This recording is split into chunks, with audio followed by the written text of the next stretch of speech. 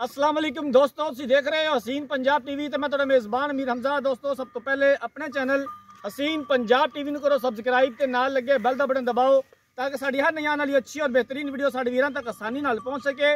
और तुसीं वीडियो देखो सब तो पहले।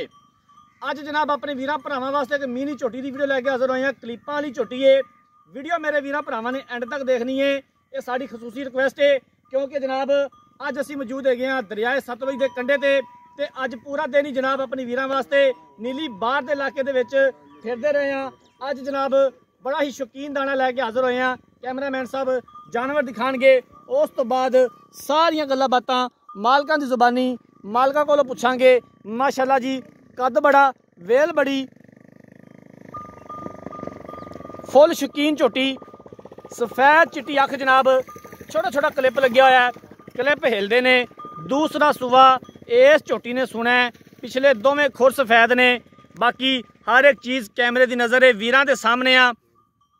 मालकां दे कोलों सारी गलबात दी पुछ लवांगे।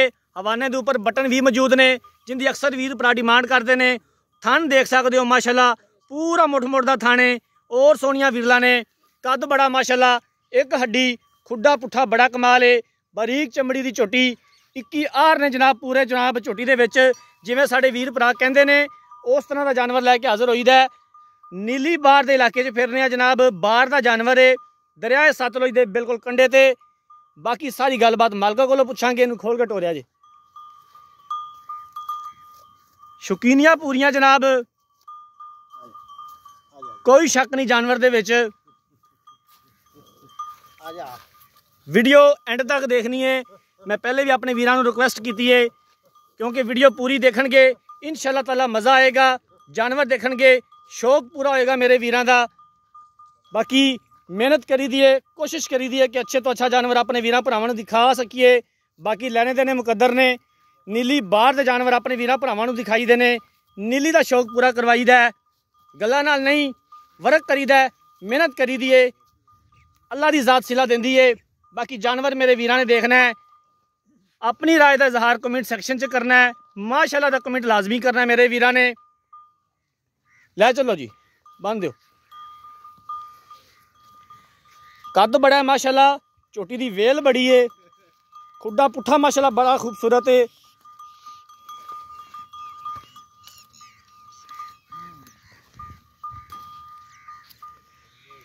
बाकी मालकां कोलों सारी गलबात पुछ लैने आ।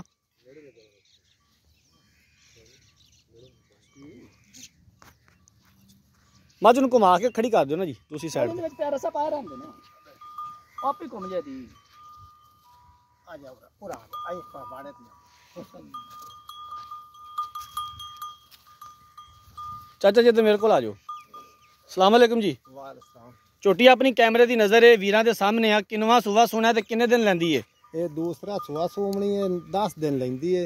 10 दिन लैंदी मजीद सून दे विच। हां जी। थना दी पिछे दी हवाने दी हर तरह की अपनी मुकम्मल गारंटी होनी चाहिए जी। ठीक हो गया। 11 गुणा ना आप वापस लिसा मैं कोई आए बोए तो जी। ठीक हो गया। थोड़ी घर दी है? आ साडी घर दी है। व्यापार तो नहीं करदे हो? नहीं व्यापार। पिछले सूबे ना कितना दुध चोंदे रहे जे? इंदा 8 किलो एक टाइम दा, 16 किलो 2 टाइम दा। पहलन दा बड़ा दुध होंदा है जी।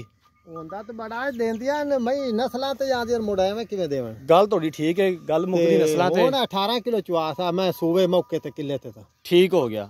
ਹੁਣ 18 ਕਿਲੋ ਚਵਾਓਗੇ? ਹਾਂ ਜੀ। ਤੇ ਭਾਈਜਾਨ ਕਿੰਨੇ ਦੇ ਪੈਸੇ ਨੇ, ਕਿੰਨੇ ਦੀ ਆਪਾਂ ਇਹ ਵੇਚਣੀ ਹੈ? ਇਹ 9.5 ਲੱਖ ਦੀ। 9.5 ਲੱਖ ਰੁਪਇਆ। ਇਹਦੇ ਵਿੱਚੋਂ ਦੀਦ ਪਿਆਰ ਉਹ ਤੇ ਮੋੜ ਹੁਣ ਵੇਖੀ ਜਾਸੀ ਬਾਅਦ ਵਿੱਚ। ਹੁਣ ਮੌਕੇ ਤੇ ਕੋਈ ਨਹੀਂ? ਨਹੀਂ। ठीक हो गया। तो जनाब मालकां दी गल्लां बातां सुन लईयां ने। दूसरा सूआ झोटी ने सुना है। पिछले सूबे मालकां दे बकोल 8 किलो टाइम का दुध करती रही है झोटी। हुण मालकां दी गारंटी है कि 18 किलो दुध जनाब चवा के देंगे। अगर किसी वीर भरा नूं कोई डाउट होवे टोकन बयाना करके तसल्ली कर सकदा अपनी। 9.5 लाख रुपया डिमांड करते हैं। दीद प्यार फिल वक्त कोई नहीं, बाद चो जनाब असीं इंशाअल्लाह ताला अपने वीरां वास्ते कोशिश करांगे कि जिथों तक हो सकी ज़रूर करवावांगे क्योंकि बाहर का जानवर है और सारे वीर भरा समझते हैं कि बाहर के जानवर जनाब किस तरह होंदे ने। बाकी अगर किसी वीर भरा ने जानवर खरीदना है, राबता नंबर 0312 612 20 53, 0312 612 20 53 इस नंबर पर WhatsApp बनी है। अगर साड़ी अज वाली वीडियो पसंद आए वीडियो लाइक तो शेयर जरूर करना है।